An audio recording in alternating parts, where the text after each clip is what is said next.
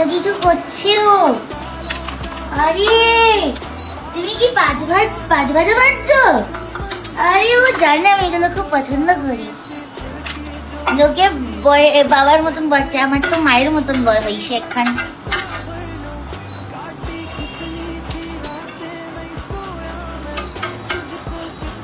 আমি পরেই দেখতে পাবো যে কি কি হয়েছে। আমি রেডি হয়ে গেছি, এটা বার্থডে সকাল, এখনো মেকআপ করিনি কারণ আমি এটা গেট রেডি উইথ মি করবো।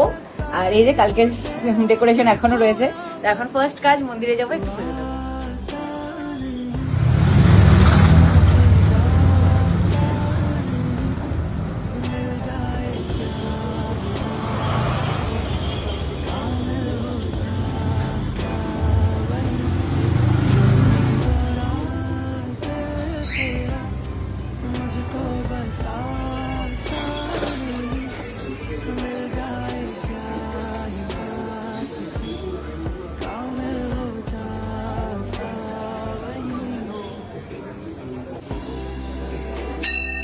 আমার ঘুম থেকে ওঠার আগে থেকেই মানে সঞ্জয় কিছু না কিছু করেই যাচ্ছে, আমি সেটা ফিল করতে পারছি।